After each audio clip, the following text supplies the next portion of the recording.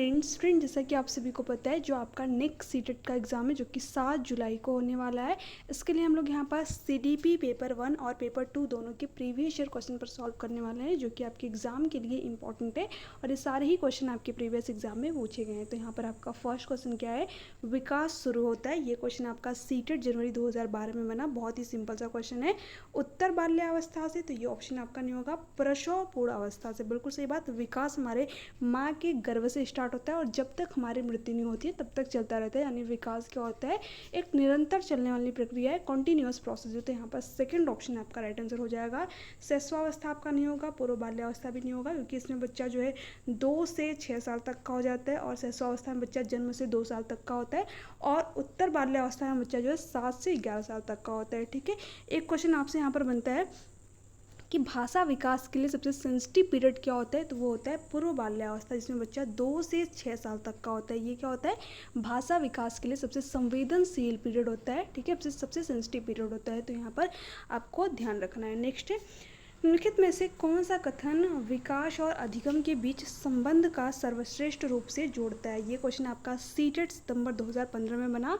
विकास अधिगम से स्वतंत्र है। देखिए, जो हमारा विकास होता है और जो हमारा अधिगम होता है ये स्वतंत्र नहीं होता है, एक दूसरे से परस्पर जुड़े हुए हैं। ठीक है, विकास से अधिगम होता है और अधिगम से विकास होता है। ठीक है, दोनों ही प्रोसेस होते रहते हैं, बट यहाँ पर दे रखा है स्वतंत्र है, ये ऑप्शन नहीं होगा। अधिगम विकास के पीछे रहता है। देखिए, हम इसको ये नहीं कह सकते कि विकास अधिगम से पीछे है या फिर अधिगम विकास से पीछे। कई जो है मनोवैज्ञानिकों का मानना है कि अधिगम से विकास होता है और कई ऐसे मनोवैज्ञानिक हैं जिनका मानना है कि विकास से अधिगम होता है। तो हम इसके बारे में नहीं बता सकते, तो ये ऑप्शन नहीं होगा आपका यहाँ पर। अधिगम और विकास समानार्थक परिभाषिक शब्द है, तो ये भी नहीं होगा यहाँ पर। समानार्थक शब्द नहीं है, दोनों प्रक्रियाएं अलग अलग होती हैं। अधिगम अपनी जगह पर अलग है, विकास अपनी जगह पर अलग है। ठीक है, बट एक दूसरे का से इनका जो है संबंध है, ये परस्पर क्या है, अंतर संबंधित है, जुड़े हुए हैं। अधिगम और विकास एक जटिल तरीके से अंतर संबंधित है, बिल्कुल सही ऑप्शन। यहाँ पर फोर्थ ऑप्शन आपका करेक्ट आंसर हो जाएगा।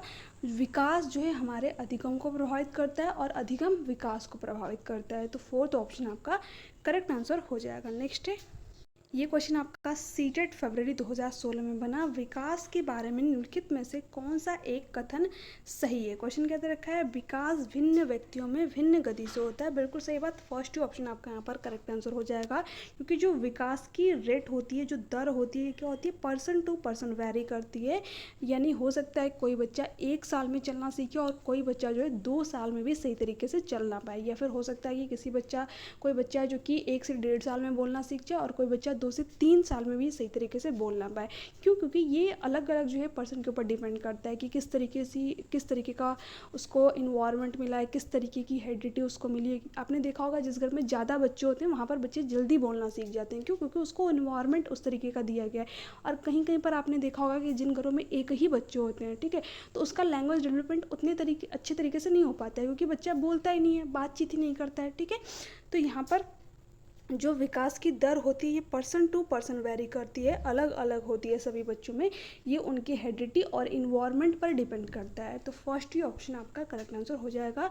विकास जन्म से किशोरावस्था तक बहुत तीव्र गति से होता है और उसके बाद रुक जाता है। देखिए, ये कहना यहाँ पर बिल्कुल गलत हो जाएगा, क्योंकि विकास क्या होता है, बैक एंड फोर्थ चलता रहता है, कभी कम होता है, कभी ज़्यादा होता है। ठीक है, किसी स्टेज में कम होता है, किसी स्टेज में ज़्यादा होता है हमारा डेवलपमेंट। ठीक है, तो यहाँ पर दे रखा है जन्म से किशोरावस्था तक, तो देखिए ये आपका यहाँ पर गलत हो जाएगा।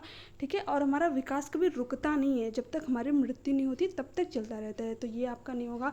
विकास जन्म से किशोरावस्था तक आगे की ओर बढ़ता है और फिर पीछे की ओर, तो ये आपका यहाँ पर गलत हो जाएगा, क्योंकि विकास जो है बैक एंड फोर्थ चलता रहता है। अभी मैंने आप लोगों को बताया कभी आगे होता है तो कभी पीछे होता है, तो ये ऑप्शन नहीं होगा आपका यहाँ पर, यानी कभी कम होता है कभी ज़्यादा होता है। विकासात्मक परिवर्तन एक सीधी रेखा में आगे जाते हैं। देखिए, जो हमारा विकासात्मक परिवर्तन होता है एक सीधी रेखा में नहीं आगे जाता है, एक स्पायरल वे में आगे जाता है। ठीक है, तो ये ऑप्शन नहीं होगा आपका यहाँ पर फर्स्ट ऑप्शन करेक्ट आंसर हो जाएगा। नेक्स्ट है, यहाँ पर ये क्वेश्चन आपका सीटेट सितंबर 2016 में ही पूछा गया। विकास के सिद्धांतों के बारे में निम्नलिखित में से कौन सा कथन गलत है। गलत कथन को आपको यहाँ पर बताना है। विकास वंशानुगत और वातावरण के बीच सतत अन्योन्य क्रिया से होता है, बिल्कुल सही बात है।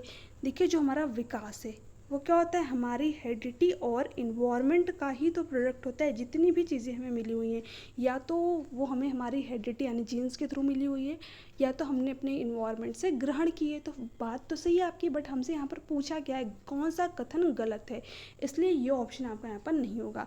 विकास परिपक्वन और अधिगम पर आधारित होता है, बिल्कुल सही बात। मैंने देखिए यहाँ पर आपको हेरिडिटी इन्वायरमेंट नहीं दे रखा है, बट यहाँ पर क्या दे रखा है, परिपक्वन यानी मेच्योरिटी। और जो मेच्योरिटी होती है, जो परिपक्वता होती है, ये हाईली किससे रिलेटेड होती है, हमारे हेरिडिटी से, हमारी आनुवंशिकता से। और अधिगम यानी जो लर्निंग होता है, इसका संबंध किससे होता है, हमारे इन्वायरमेंट से। तो सिंपली आपको यह कहीं ना कहीं जो है फर्स्ट ऑप्शन को ही थोड़ा बहुत घुमा करके दे रखा है। यहाँ पर डायरेक्ट आपको हेरिडिटी और इन्वायरमेंट ना लिख करके सिर्फ परिपक्वन और अधिगम दे रखा है। तो अगर आपको पता होगा कि जो हमारी मेच्योरिटी होती है इसका संबंध किससे होता है, हमारी हेरिडिटी से, और जो हमारी लर्निंग होती है इसका संबंध किससे होता है, हमारे इन्वायरमेंट से, तो ये भी ऑप्शन नहीं होगा, क्योंकि ये भी बात क्या है आपकी सही है। यहाँ पर प्रत्येक बच्चा विकास के चरणों से गुजरता है, फिर भी बच्चों में व्यक्तिगत विभिन्नताएं बहुत होती है, बिल्कुल सही बात। क्योंकि हर बच्चा जो विकास के चरणों से तो गुजरेगा ही। हर बच्चा पहले शिशुअवस्था में आएगा, फिर बाल्यावस्था में आएगा, फिर किशोरावस्था में आएगा, और फिर वयस्कतावस्था में आएगा। यानी हर बच्चा इन चरणों से होकर गुजरेगा, बट हर बच्चे में क्या होती है, विकास की जो रेट होती है, जो दर होती है, वो अलग अलग होती है, मैंने आप लोगों को बताया। और हर बच्चे में क्या होती है, इंडिविजुअल डिफरेंसेस होती है, व्यक्तिगत विभिन्नता होती है। क्यों होती है, क्योंकि हर बच्चे की हेरिडिटी अलग है, ठीक है। हर बच्चे को जो है अलग तरीके की हेरिडिटी मिली हुई है, अलग तरीके का बच्चे इन्वायरमेंट में रहता है। फॉर एग्जाम्पल कि अगर बच्चा जो है, आपने देखा होगा कि एक ही समाज में कई सारे बच्चे हैं, ठीक है, तो वहाँ पर जो बच्चे हैं उनके अंदर क्या होती है, इंडिविजुअल डिफरेंसेस होती है। एक ही समाज में रहने वाले बच्चों की मैं बात कर रही हूँ। अलग अलग समाज में तो आपको बहुत सारे चेंजेस देखने को मिल सकते हैं, बट जो एक समाज में बच्चे रहते हैं उनके अंदर भी इंडिविजुअल डिफरेंसेस है। क्यों होता है, क्योंकि उनके परिवार का माहौल कुछ और है, ठीक है। उनके घर पे किस तरीके का उनको इन्वायरमेंट दिया गया। आपने देखा होगा कि एक ही समाज के बच्चे जो है अलग अलग तरीके से बातचीत करते हैं, तो उनका घर का माहौल कैसा है, उनके परिवार के सदस्य किस तरीके से उनसे बात करते हैं, ये भी बहुत डिपेंड करता है, बहुत निर्भर करता है, ठीक है। इवन जो ट्विंस बच्चे होते हैं उनमें भी सारी चीज़ें एक जैसी नहीं होती, इंडिविजुअल डिफरेंसेस होती हैं, क्योंकि उनको जो है जो हेरिडिटी है, कुछ ना कुछ चेंज उनके अंदर हो सकता है, ठीक है। कुछ ना कुछ अलग तरीके से वो बिहेव कर सकते हैं। तो सभी बच्चे जो है, हर बच्चा दूसरे बच्चे से क्या होता है, अलग होता है, अपने आप में यूनिक होता है। तो यहाँ पर आपका थर्ड ऑप्शन भी सही है, तो ये भी नहीं होगा। विकास एक परिणात्मक प्रक्रिया है जिसका ठीक ठीक मापन हो सकता है, यही कथन यहाँ पर गलत दे रखा है। विकास को हम मेजर नहीं कर सकते, माप नहीं सकते, और ना ही ये एक परिणात्मक प्रक्रिया है। ये परिणात्मक और गुणात्मक दोनों प्रक्रिया है, ठीक है। इसमें मात्रात्मक और गुणात्मक दोनों प्रकार के चेंजेस होते हैं, बट यहाँ पर परिणात्मक दे रखा है, और ये कथन क्या आपका गलत है, और यही आपका राइट आंसर यहाँ पर हो जाएगा। नेक्स्ट है, ये क्वेश्चन आपका सीटेड जनवरी 2021 में बना। क्या दे रखा है, बाल्यावस्था की अवधि में विकास में केवल परिणात्मक परिवर्तन होते हैं। देखिए मैंने आप लोगों को बताया कि जो हमारा डेवलपमेंट होता है, जो हमारा विकास होता है, इसमें परिणात्मक और गुणात्मक दोनों प्रकार के चेंजेस होते हैं, बट इसमें केवल परिणात्मक दे रखा है, तो इसलिए ये ऑप्शन नहीं होगा आपका। अनियमित और असंबद्ध होता है। देखिए जो विकास के पक्ष होते हैं कौन कौन से, फिजिकल डेवलपमेंट यानी हमारा शारीरिक विकास होता है, उसके बाद में संज्ञानात्मक विकास यानी कि कॉग्निटिव डेवलपमेंट, और सोशो इमोशनल, ठीक है, यानी कि सामाजिक और संवेगात्मक। ये क्या होते हैं, आपस में इंटर रिलेटेड होते हैं, अंतः संबंधित होते हैं। एक पक्ष जो है दूसरे पक्ष को क्या करता है, प्रभावित करता है ना। बट यहाँ पर दे रखा है अनियमित और असंबंध होते हैं, यानी एक दूसरे से कोई संबंध ही नहीं होता है, तो ये बात यहाँ पर गलत हो जाएगी, ये ऑप्शन नहीं होगा आपका यहाँ पर। उसके बाद में दे रखा है धीमी गति से होता है एवं उसे मापा नहीं जा सकता। देखिए जो हमारा विकास होता है ये कभी धीमी गति से होता है तो कभी तीव्र गति से होता है, ठीक है, और इसको हम मेज़र नहीं कर सकते, बट यहाँ पर दे रखा है सिर्फ धीमी गति से होता है, तो ये ऑप्शन भी नहीं होगा। बहुस्तरीय और मिश्रित होता है, बिल्कुल सही बात। हमारा विकास कई स्तरों पर होता है, यानी हमारा सामाजिक विकास होता है, नैतिक विकास होता है, संज्ञानात्मक विकास होता है, शारीरिक विकास होता है, ठीक है, यानी होलिस्टिक डेवलपमेंट, सर्वांगीण विकास होता है, कई स्तरों पर हमारा विकास होता है, और ये क्या होता है, मिश्रित होता है। मैंने आप लोगों को बताया कि विकास का हर एक पक्ष जो है एक दूसरे से क्या होता है, संबंधित होता है, इंटर रिलेटेड होता है, तो यहाँ पर फोर्थ ऑप्शन आपका करेक्ट आंसर हो जाएगा। नेक्स्ट क्वेश्चन है आपका यहाँ पर। अब यहाँ पर देखिए नेक्स्ट क्वेश्चन क्या है, एक खेल क्रिया के दौरान चोट लगने पर रोहन रोने लगा, यह देखकर उसके पिता ने कहा लड़कियों की तरह व्यवहार ना करो, लड़के रोते नहीं, पिता का यह कथन। देखिए पिता का यह कथन किस चीज़ को यहाँ पर प्रदर्शित कर रहा है, जेंडर स्टीरियोटाइप को। जेंडर स्टीरियोटाइप क्या होता है, जो हमारे समाज में बहुत पहले से धारणाएं चली आ रही हैं, बहुत पुरानी धारणाएं, ठीक है, उनको क्या कहते हैं, जेंडर स्टीरियोटाइप, ठीक है। तो यहाँ पर जो पिता है, जैसे कि हमारे समाज में क्या होता है कि लड़कियाँ जो हैं मतलब लड़के जो है रोते नहीं, लड़कियां घरों के काम करती हैं, लड़कियों को पिंक कलर पसंद आता है, लड़कों को ब्लू कलर पसंद आता है। तो ये क्या किया गया है, हमारे समाज के द्वारा बनाए गए रूल हैं, ठीक है, नियम है, स्टीरियोटाइप धारणाएं हैं। तो यहाँ पर क्या हो जाएगा, जो पिता है वो भी यहाँ पर इसी चीज़ को प्रदर्शित कर रहा है कि जो है लड़कियों की तरह व्यवहार ना करो, लड़के रोते नहीं। तो ये किस कथन को यहाँ पर प्रदर्शित कर रहा है, जेंडर स्टीरियोटाइप को, यानी लैंगिक रूढ़िवादिता को दर्शाता है। तो फर्स्ट ऑप्शन आपका करेक्ट है, लैंगिक रूढ़िवादिता को चुनौती देता है। देखिए चुनौती देने की यहाँ पर बात नहीं हो रही, क्योंकि यहाँ पर जब ये कहा जाता है कि लड़के भी रो सकते हैं, लड़कियाँ भी रो सकते हैं, तब चुनौती दिया जाता है, ठीक है। लैंगिक भेदभाव को कम करता है। देखिए यहाँ पर कम नहीं कर रहा है एक पिता, बढ़ावा दे रहा है, ठीक है। कम तो वो तब करता है जब कहता है कि लड़के भी रो सकते हैं, तो ये भी नहीं होगा। लैंगिक समानता को बढ़ावा देता है, समानता की तो यहाँ पर बात ही नहीं हुई है। यहाँ पर तो किसी एक पक्ष को जो है बताया जा रहा है कि ये काम नहीं कर सकते लड़के, ये काम लड़कियाँ नहीं कर सकती, ठीक है। नेक्स्ट है, एक प्रगतिशील कक्षा में अध्यापक को अटल पाठ्यक्रम का पालन करना चाहिए। देखिए जो प्रोग्रेसिव क्लासरूम होता है उसमें अध्यापक कभी भी अटल पाठ्यक्रम का पालन नहीं कर सकते, यानी कि बिल्कुल फिक्स्ड करिकुलम, ठीक है।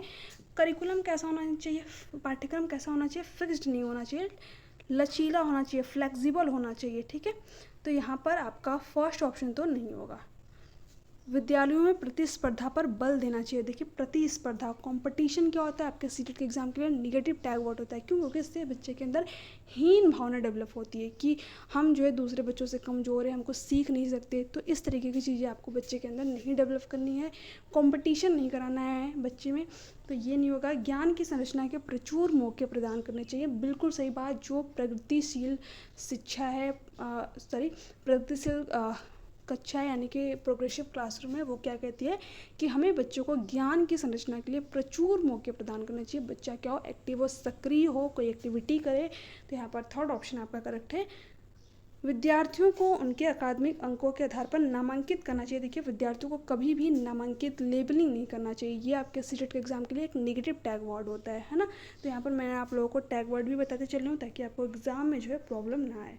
अब देखिए नेक्स्ट क्या है, एक गतिविधि के दौरान छात्रों को संघर्ष करते देख एक अध्यापिका बच्चों को संकेत और इशारे जैसे कि क्या, क्यों, कैसे प्रदान करने का फैसला लेती है। लेव वाइगोस्की के सिद्धांत के अनुसार अध्यापिका की यह योजना बच्चों के अधिगम के लिए अनुप्रेरित निष्प्रेरित करेगी। देखिए बच्चे को अधिगम के लिए निष्प्रेरित नहीं करेगी बल्कि बच्चे को यहाँ पर हेल्प मिलेगी, ठीक है।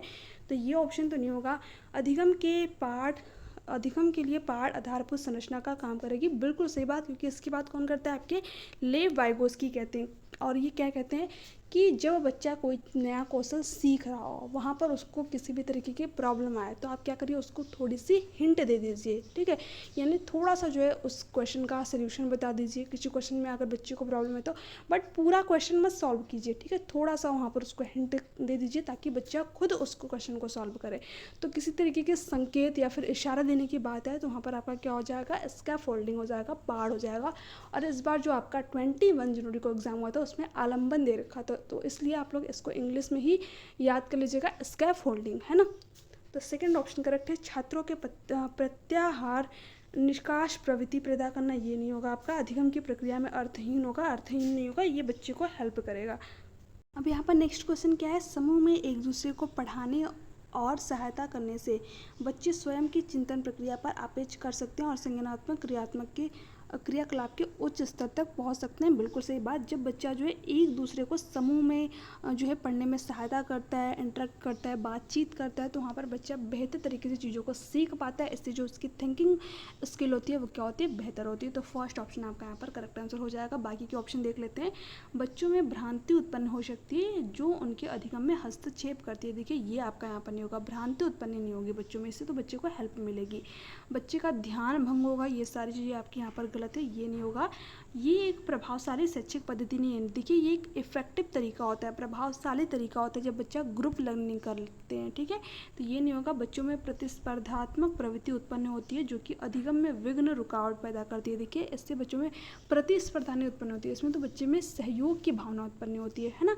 तो यहाँ पर फोर्थ, थर्ड और सेकेंड ऑप्शन नहीं होंगे आपके, यहाँ पर फर्स्ट ऑप्शन करेक्ट आंसर हो जाएगा। नेक्स्ट क्या है, एक डैश कक्षा में अध्यापिका अपनी शिक्षा शास्त्र व आकलन की विधियों को विद्यार्थियों की व्यक्तिगत जरूरतों के अनुसार परिवर्तित करे, यानी जैसी बच्चे की ज़रूरत है। फॉर एग्जांपल कि अगर बच्चा दृष्टि बाधित है तो एक टीचर के रूप में आपको उसके लिए ब्रेल लिपि का यूज़ करना है। एक बच्चा अगर श्रवण बाधित है तो आपको उसके सामने जो चित्रात्मक चीज़ें प्रस्तुत करनी है, ठीक है। यानी एज पर नीड एजुकेशन देनी है, जैसे बच्चे की ज़रूरत है उसके अकॉर्डिंग हम उसको क्या करें, चीज़ें जो है प्रोवाइड करें, ठीक है। तो यहाँ पर आपका बताना है कि ये जो है कौन से क्लासरूम की बात हो रही है। अध्यापक केंद्रित, देखिए अध्यापक केंद्रित क्लासरूम तो होती है जिसमें टीचर ही एक्टिव होता है, तो ये तो नहीं होगा क्योंकि यहाँ पर जो बच्चे की ज़रूरत है उसको ध्यान में रखा जा रहा है। प्रगतिशील, बिल्कुल सही बात है। प्रोग्रेसिव क्लासरूम, यही आपकी कहती है कि हम क्या करें, बच्चों को एज पर नीड एजुकेशन दें, जैसी बच्चे की ज़रूरत है उसके अकॉर्डिंग उसको चीज़ें प्रोवाइड करें। तो सेकंड ऑप्शन आपका करेक्ट हो जाएगा। पाठ्य पुस्तक केंद्रित नहीं होगा, व्यवहारवादी आपका नहीं होगा, यहाँ पर आपका सेकंड ऑप्शन करेक्ट है। नेक्स्ट है ये क्वेश्चन शायद आपका, हाँ ठीक है। यहाँ पर क्या दे रखा है, विकास के विषय में निम्नलिखित में से कौन सा कथन सही है। बच्चों के विकास में बहुत सी सांस्कृतिक विभिन्नताएं होती हैं, बिल्कुल सही बात है। तो यहाँ पर फर्स्ट ही ऑप्शन आपका करेक्ट हो जाएगा, क्योंकि हर बच्चा जो है अलग अलग संस्कृति से होता है, तो उसमें क्या होती है, बहुत सी सांस्कृतिक विभिन्नताएं भी होती है, क्योंकि हर कल्चर का अपना रूल रेगुलेशन है, ठीक है। तो वहाँ से बच्चे जो है बहुत सारी चीज़ें सीखते हैं। तो फर्स्ट ऑप्शन आपका करेक्ट है। संसार में सभी बच्चों का विकास एक ही क्रम में सुनिश्चित समय पर होता है। देखिए ये आपका यहाँ पर नहीं होगा, एक क्रम में तो होता है, यानी हर एक बच्चा शिशुअवस्था, फिर बाल्यावस्था, फिर किशोरावस्था, फिर वयस्कतावस्था से होकर गुजरेगा, बट एक सुनिश्चित समय पर नहीं होता है। फॉर एग्जाम्पल कि एक बच्चा जो है हो सकता है 1 ही साल में चलना सीख जाए और कोई बच्चा जो है 2 साल में भी चलना ना सीखे।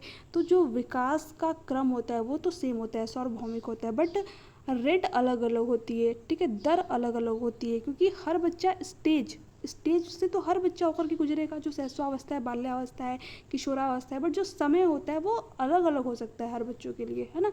तो यहाँ पर सेकंड ऑप्शन नहीं होगा। विकास सुरुचिपूर्ण सुव्यवस्थित समूह अवस्थाओं से पूर्व निश्चित आनुवंशिक घटकों के कारण होता है। देखिए यही आपका यहाँ पर गलत दे रखा है कि आनुवंशिक घटकों के कारण होता है। इसमें हमारी इन्वायरमेंट का भी रोल होता है, सिर्फ हेरिडिटी नहीं इंपॉर्टेंट होती है, हेरिडिटी और इन्वायरमेंट दोनों का ही रोल होता है, ठीक है, हमारे डेवलपमेंट में। तो यहाँ पर दे रखा है आनुवंशिक घटकों के कारण होता है, तो इसलिए ये ऑप्शन भी गलत। विकास एक सरल और एक दिशीय प्रक्रिया है। देखिए विकास एक सरल प्रक्रिया नहीं है, एक जटिल प्रक्रिया है, कॉम्प्लेक्स प्रोसेस है, और एक दिशाएं नहीं होता है, मल्टी डायमेंशनल होता है। कई दिशाओं में हमारा विकास होता है, हमारा सामाजिक विकास होता है, संवेगात्मक विकास होता है, संज्ञानात्मक विकास होता है, शारीरिक विकास होता है, नैतिक विकास होता है। तो कई पक्षों में हमारा विकास होता है, बट यहाँ पर दे रखा है एक दिशा प्रक्रिया है, तो यहाँ पर फर्स्ट ऑप्शन जो है करेक्ट आंसर आपका हो जाएगा। नेक्स्ट क्या है, निम्नलिखित में से मध्य बाल्यावस्था की अवधि का मुख्य प्रमाण चिन्ह कौन सा है। देखिए जो मध्य बाल्यावस्था यानी कि जो लेटर चाइल्डहुड है, जो बाल्यावस्था है, इसको 2 पार्ट में डिवाइड किया गया। एक आपका होता है अर्ली चाइल्डहुड, एक होता है आपका लेटर चाइल्डहुड, ठीक है। यानी कि पूर्व बाल्यावस्था जिसमें जो बच्चा होता है वो 2 से 6 साल तक का होता है, और लेटर चाइल्डहुड यानी कि मध्य बाल्यावस्था जिसमें जो बच्चा होता है वो 7 से 11 साल तक का होता है। अगर आप प्याजे की थर्ड स्टेज देखेंगे, कॉन्क्रीट ऑपरेशनल स्टेज, तो उसमें भी बच्चा कितने साल का होगा, 7 से 11 साल तक का। अगर आपको प्याजे की थर्ड स्टेज की विशेषताओं के बारे में पता होगा तो आप इस क्वेश्चन का आंसर ईजिली कर पाएंगे। अब देखिए यहाँ पर क्या दे रखा है, प्रतीकात्मक खेल का उभरना। प्रतीकात्मक खेल कब उभरता है, जब बच्चा 2 से 7 साल तक का होता है, यानी सिंबल्स के थ्रू जो है चीज़ों को पहचानना वो शुरू कर देता है। A for apple, B for boy, ठीक है। तो ये क्या होते हैं, सिंबल्स ही होती है। तो यहाँ पर बच्चा कितने साल का होगा, 2 से 7 साल का होगा, तो ये ऑप्शन तो नहीं होगा। तर्क संगत विचारों का विकास जो कि प्रकृति रूप में मूर्त है, बिल्कुल सही बात। यही जो है मध्य बाल्यावस्था की मुख्य प्रमाण चिन्ह होगा, क्योंकि इसमें क्या करता है बच्चा जो है तर्क करने लगता है, लॉजिक करने लगता है, वो भी किन चीज़ों के बारे में जो प्रकृति में मूर्त है, यानी जिसको बच्चा टच एंड फील कर पा रहा है।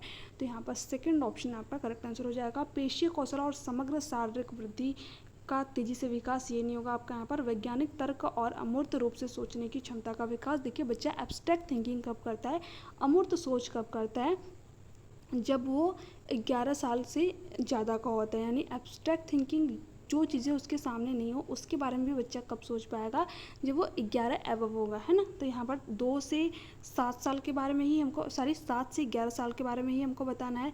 तो यहाँ पर आपका सेकेंड ऑप्शन करेक्ट है। नेक्स्ट है बच्चे के समाजीकरण में विद्यालय। देखिए सोशलाइजेशन का टॉपिक मैंने आप लोगों को कराया हुआ है, वो टॉपिक आप सभी के एग्जाम के लिए मोस्ट इंपॉर्टेंट है। तो अगर आपने वो नहीं देखा तो उसको एक बार जरूर देख लिया, वहाँ से आपके एग्जाम में जरूर आपको 1 से 2 क्वेश्चन देखने को मिलेंगे ही। इसके अलावा मैंने टॉपिक वाइज पूरी की पूरी आपके सीरीज कराई हुई है, जिसमें कि लेव वाइगोस्की हो गए, जीन प्याजे होंगे, कोहल वर्ग हो गए, ठीक है। जितने भी टॉपिक से रिलेट करके आपके एग्जाम में क्वेश्चन बने उन सभी टॉपिकों को मैंने आपके जो है कवर कराए हुए हैं, हिंदी पेडागोजी और CDP दोनों के। तो आप वो सीरीज अगर आपने नहीं देखी तो एक बार जरूर देख लीजिए, बहुत ही ज़्यादा इंपॉर्टेंट सीरीज़ है आप सभी के एग्जाम के लिए। यहाँ पर देखिए क्या दे रखा है, बच्चे के समाजीकरण में विद्यालय।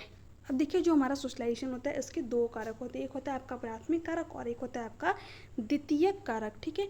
प्राथमिक कारक के अंदर कौन आएगा, हमारा परिवार, हमारी फैमिली, क्योंकि जहाँ से बच्चे के समाजीकरण की प्रक्रिया स्टार्ट होती है वो क्या होता है, परिवार होता है, क्योंकि बच्चा परिवार में ही जन्म लेता है और यहीं से उसके समाजीकरण की प्रक्रिया शुरू होती है, प्रारंभ होती है, ठीक है। इसके अलावा द्वितीयक कारक क्या होता है, जब बच्चा परिवार के बाद स्कूल में जाता है तो वहाँ से भी उसके समाजीकरण की प्रक्रिया होती है, मीडिया से चीज़ों को सीखता है, ठीक है। तो ये क्या होते हैं, समाजीकरण के द्वितीय कारक होते हैं। आपको 2 चीज़ ध्यान में रखनी है, परिवार हमेशा ही प्राथमिक कारक के अंतर्गत आएगा और विद्यालय हमेशा ही द्वितीय कारक के अंतर्गत आएगा। तो यहाँ पर विद्यालय के बारे में ही पूछ रखा है तो कोई भूमिका नहीं होती, बहुत कम भूमिका होती है, ये तो बात गलत हो जाएगी आपकी। प्राथमिक कारक क्या होगा, फैमिली, परिवार होगा, तो ये ऑप्शन नहीं होगा आपका यहाँ पर। द्वितीय कारक है, बिल्कुल सही बात, तो 4th ऑप्शन आपका यहाँ पर राइट हो जाएगा। नेक्स्ट है निम्नलिखित में से किस मनोवैज्ञानिक ने प्रस्तावित किया कि बच्चों का चिंतन गुणात्मक रूप से वयस्कों की अपेक्षा अलग होता है। देखिए ये बात किसने कहा था, ये बात जीन प्याजे ने कही थी। इन्होंने कहा था जो बच्चों का चिंतन है वो गुणात्मक रूप से वयस्कों से अलग होता है, यानी जितना आप सोच सकते हैं, ठीक है, एक वयस्क व्यक्ति जितना सोच सकता है उतना एक छोटा बच्चा भी सोच सकता है, ठीक है। सॉरी मैंने जो है मेरी ड्राइंग अच्छी नहीं है तो प्लीज़ आप लोग ड्राइंग पे फोकस मत कीजिएगा, ठीक है। देखिए एक वयस्क व्यक्ति जितना सोच सकता है उतना एक छोटा बच्चा भी सोच सकता है, ठीक है। यानी जो मात्रा होती है, जो क्वांटिटी होती है वो क्या होती है, सेम होती है, ठीक है। जो मात्रा होती है वो क्या होती है, सेम होती है। जितना आप सोच सकते हो उतना एक छोटा बच्चा भी सोच सकता है।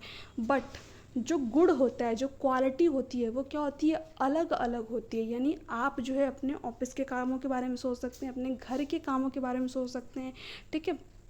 बट जो छोटा बच्चा होगा वो अपने खिलौनों के बारे में सोचेगा, अपनी चॉकलेट्स के बारे में सोच सकता है, ठीक है। तो गुण क्या होते हैं, अलग अलग होते हैं, बट मात्रा क्या होती है, यानी जितना आप सोच सकते हैं उतना एक छोटा बच्चा भी सोच सकता है, ठीक है। तो यही बात किसने कहा था, जीन प्याजे ने कहा था। तो आपका फर्स्ट ऑप्शन जो है राइट आंसर हो जाएगा। और इन्होंने किसका सिद्धांत दिया था, कॉग्निटिव डेवलपमेंट का, संज्ञानात्मक विकास का सिद्धांत दिया था। और ये क्या कहते हैं, बच्चे ज्ञान के सक्रिय निर्माणकर्ता होते हैं, यानी अपने ज्ञान का निर्माण स्वयं करते हैं अपने इन्वायरमेंट से, ठीक है, इंटरेक्ट करके। इसके अलावा जीन प्याजे ने संज्ञानात्मक विकास की 4 अवस्थाएं भी बताई थी, जिसके बारे में मैंने आप लोगों को डिटेल में कराया हुआ है। कौन कौन सी, सेंसरी मोटर स्टेज जिसमें कि बच्चा जन्म से 2 साल तक का होता है। इसके अलावा प्री ऑपरेशनल स्टेज जिसमें कि बच्चा 2 से 7 साल तक का होता है। इसके अलावा जो है कॉन्क्रीट ऑपरेशनल स्टेज जिसमें कि बच्चा 7 से 11 साल तक का होता है। और जो इनकी लास्ट स्टेज है वो कौन सी है, फॉर्मल ऑपरेशनल स्टेज, यानी कि औपचारिक संक्रियात्मक अवस्था, जिसमें बच्चा 11 एबव होता है या फिर 11 से 15 साल तक का होता है, ठीक है। इसके अलावा जो लेव वाइगोस्की हैं, इन्होंने सामाजिक सांस्कृतिक सिद्धांत दिया था, यानी सोशियो कल्चरल थ्योरी दी थी। और इन्होंने 3 प्रकार के स्पीच के बारे में बात की थी। देखिए मैं आप लोगों को इतनी सारी चीज़ें यहाँ पर इसलिए बता रही हूँ क्योंकि ये जीन प्याजे हो गए, लेव वाइगोस्की हो गए, हार्वर्ड गार्डनर हो गए और लॉरेंस कोहलबर्ग हो गए, तीनों, ठीक है। 3 लोग तो मोस्ट इंपॉर्टेंट है, जीन प्याजे, लेव वाइगोस्की और लॉरेंस कोहलबर्ग। इसके अलावा हार्वर्ड गार्डनर से भी आपके एग्जाम में 1 से 2 क्वेश्चन आपको देखने को मिलते ही हैं। तो थोड़ा सा जो भी चीज़ें हैं एक बार आप लोग यहाँ पर रिवाइज कर लीजिए थोड़ा सा। देखिए लेव वाइगोस्की ने 3 प्रकार के स्पीच के बारे में बात की थी। ये आपका लैंग्वेज में भी पूछता है और CDP में तो पूछता ही है। कौन कौन सी, एक आपकी होती है सोशो स्पीच जिसमें बच्चा जन्म से 2 साल तक होता है, यानी समाज से इंटरेक्ट करता है, धीरे धीरे बातचीत करता है। और उसके बाद में जो है जो उसकी सामाजिक एक तरीके से बच्चा क्या करता है, समाज से इंटरेक्ट करता है, अंतःक्रिया करता है, ठीक है। उसके बाद में जो इन्होंने बताया वो बताए प्राइवेट स्पीच। एक तो हो गया सोशो स्पीच, ठीक है, सामाजिक भाषा। उसके बाद में इन्होंने क्या बताया, प्राइवेट स्पीच यानी कि निजी वार्ता कह लीजिए या फिर व्यक्तिगत वार्ता कह लीजिए। इसमें बच्चा क्या करता है, बाहर खुद बोल बोल के खुद से बातें करता है। जैसे कि आपने अगर देखे होंगे जो 2 से 6 लगभग 3 से 6 साल तक के बच्चे आप मान लीजिए इस एज में रहते होंगे, ठीक है। तो इसमें क्या करता है बच्चा, आपने कभी ऑब्जर्व किया, कभी देखा है कि जो बच्चे होते हैं वो क्या करते हैं, कभी कभी खुद से बातें करते हैं कि अरे मेरा खिलौना सही से काम नहीं कर रहा है, ठीक है। दूसरे उनको सुन रहे होते हैं, दूसरे बच्चे को कोई फ़र्क नहीं पड़ता उसको कौन सुन रहा है कौन नहीं सुन रहा है, वो खुद में लगा हुआ है, ठीक है, खुद से बातें कर रहा है। तो वो क्या होती है, जो वो बोलते हैं वो दूसरों के लिए ऑडिबल होती है, यानी बच्चे जो बोल रहे हैं वो दूसरों को सुनाई दे रही हैं चीज़ें, बट बच्चे को कोई फ़र्क नहीं पड़ता है, ठीक है। इसमें बच्चा खुद को क्या करता है, एक दिशा देता है, एक अपने सोच को क्या करता है, विनियमित करता है। ये बात कौन कहता है, ले वाइगोस्की कहते हैं। इसके अलावा जो इन्होंने लास्ट वाला स्टेज थी वो क्या थी, साइलेंट इनर स्पीच, यानी कि इनर स्पीच भी आप इसको कह सकते हैं। इसमें 6 साल के बाद वाला बच्चा आ जाएगा। अब वो बच्चा बाहर चीज़ों को बोलता नहीं है, अब उसको क्या आती है, सेम आती है, शर्म आती है, वो बोलता नहीं है, उसको लगता है कि अरे यार ये सुन लेंगे तो फिर मतलब क्या हो जाएगा। जैसे कि अभी हम लोग हो गए, हम लोग क्या करते हैं, बाहर चीज़ों को व्यक्त नहीं करते हैं, हमारे माइंड में क्या चल रहा है, हम अंदर ही अंदर चीज़ों को सोच लेते हैं, ठीक है। तो वो क्या होती है, साइलेंट इनर स्पीच, जिसमें कि बाहरी लोगों को जो है चीज़ें सुनाई नहीं देती, हम अंदर ही चीज़ों को बोल ले रहे हैं, अपनी सोच को विनियमित कर ले रहे हैं, खुद को समझा ले रहे हैं, एक तरीके से कह सकते हैं, ठीक है। तो यहाँ पर इन तीनों स्पीच के बारे में किसने बताया, ले वाइगोस्की ने। तो SPI के थ्रू आप याद रख सकते हैं, यानी कि जो है सामाजिक स्पीच, प्राइवेट स्पीच और इनर स्पीच, ठीक है। यानी कि सामाजिक भाषण, उसके बाद में निजी वार्ता, ठीक है, और उसके बाद में एक आपका क्या बताया था मैंने, आंतरिक वार्ता, ठीक है। उसके अलावा हार्वर्ड गार्डनर ने क्या दिया, मल्टीपल टाइप ऑफ इंटेलिजेंस दिया, बहुबुद्धि का सिद्धांत दिया, जिसमें कि अगर हम बात करें तो वैसे तो उन्होंने कई प्रकार की बुद्धि बताई हुई, बट अगर NCERT की बात करें तो उसमें आपका 8 टाइप जो है गिवन है, 8 प्रकार जो है दिए हुए हैं, ठीक है। और लॉरेंस कोहलबर्ग ने नैतिक विकास के बारे में बताया, मोरल डेवलपमेंट का सिद्धांत दिया जिन्होंने कि क्या दिया, 3 लेवल दिए नैतिक विकास के लिए, कौन कौन से, आपका pre conventional level, conventional level और पोस्ट कन्वेंशनल लेवल, यानी कि जो है पूर्व पारंपरिक अवस्था और उत्तर पारंपरिक अवस्था, ठीक है। और उसके बाद में इन्होंने 6 स्टेज बताए, ठीक है, 6 अवस्थाएं इन्होंने बताई। इसके बारे में भी मैंने आप लोगों को कराया हुआ है, तो आपने अगर वो सीरीज़ नहीं देखी तो एक बार ज़रूर देखिए। मैं आप लोगों को बार बार बोल रही हूँ क्योंकि आपके एग्ज़ाम के लिए वो सीरीज़ मोस्ट इंपॉर्टेंट है। देखिए हर लेवल पे इन्होंने 3 लेवल दिए थे इन्होंने, तो हर लेवल में इन्होंने कितने स्टेज बताई, 2 स्टेज बताई, ठीक है। तो यहाँ पर देखिए इन्होंने पहले लेवल में 2 स्टेज बताई, उसके बाद में सेकेंड लेवल में भी इन्होंने 2 स्टेज बताई हुई है, ठीक है। और इन्होंने थर्ड लेवल में भी 2 स्टेज बताई हुई है, यानी कितने आपकी स्टेज बताई हुई, इन्होंने 6 स्टेज बताई हुई है। तो कभी कभी आपके एग्जाम में पूछता है कि लॉरेंस कोहलबर्ग ने कितने लेवल बताए, लेवल यानी कि स्तर की बात हो आपकी, तो किसने स्तर दिए, इन्होंने यहाँ पर 6 स्तर दिए। और अगर स्टेज की बात हो, अवस्थाओं की बात हो, तो लॉरेंस कोहलबर्ग ने कितनी अवस्थाएं दी, 6 अवस्थाएं दी, मैंने आप लोगों को यहाँ पर बता ही दिया। तो ये सारे इंपॉर्टेंट पॉइंट आपको ध्यान में रखने हैं, जो कि आपके एग्ज़ाम के लिए मोस्ट इंपॉर्टेंट है ना। तो यहाँ पर मैंने आप लोगों को ऑप्शन के थ्रू सारी चीज़ें यहाँ पर बता दी जो मुझे इंपॉर्टेंट लगी, क्योंकि यहाँ से आपके एग्ज़ाम में कई बार रिलेट करके क्वेश्चन बने हुए हैं। तो आई होप कि आप लोगों को आज का सेशन जो है पसंद आया होगा। अगर आपको वीडियो अच्छी लगी हो तो प्लीज़ चैनल को सब्सक्राइब कर लीजिएगा, बेल आइकन को प्रेस कर दीजिएगा, ताकि वीडियो से रिलेटेड नोटिफिकेशन आपको मिल जाए। देखिए अगर आपको जो है इसका PDF चाहिए इस क्लास का, तो आप लोगों को टेलीग्राम चैनल पे मिल जाएगा। टेलीग्राम चैनल का लिंक आप लोगों को नीचे डिस्क्रिप्शन बॉक्स में मिल जाएगा। इसके अलावा जो मैंने टॉपिक सीरीज कराई है वो आप सब लोग जरूर देख लीजिएगा, वहाँ से आपके एग्जाम में मोस्टली क्वेश्चन आपको यहीं से देखने को मिल जाएंगे जो मैंने टॉपिक सीरीज कराई है। इसके अलावा मैं आप लोगों के साथ में जल्दी एक मैराथन क्लास लाने वाली हूँ, वो क्लास आप लोग के लिए मोस्ट इंपॉर्टेंट होने वाली है। तो वो क्लास आप लोग अगर कर लेते हैं, उसमें मैंने CDP के सभी topic wise previous year question पर कराया हुआ है, ठीक है। तो वो क्लास अगर आप कर लेते हैं तो आपके एग्ज़ाम में आपको बहुत ही ज़्यादा हेल्प मिलने वाली है, क्योंकि उसमें मैंने, अगर आपने टॉपिक सीरीज नहीं देखी कोई बात नहीं, ठीक है, बट अगर आप वो एक मैराथन क्लास देख लेते हैं तो उसमें मैंने सभी क्वेश्चन इंक्लूड किए हुए हैं। लगभग आपकी जो है 1 से 1.5 या फिर 2 घंटे की क्लास होने वाली है आपकी वो, जिसमें कि मैं हर टॉपिक के क्वेश्चन आपको कवर करा रही हूँ। तो वहाँ पर आपके सारे के सारे कॉन्सेप्ट क्लियर होने वाले हैं, और आपको वीडियो से रिलेटेड कोई भी डाउट हो, कोई भी क्यूरीज हो, तो आप नीचे कमेंट सेक्शन में कमेंट करके पूछ सकते हैं। तो चलिए मिलते हैं आपसे नेक्स्ट क्लास में, bye bye, take care, thanks for watching, thank you so much.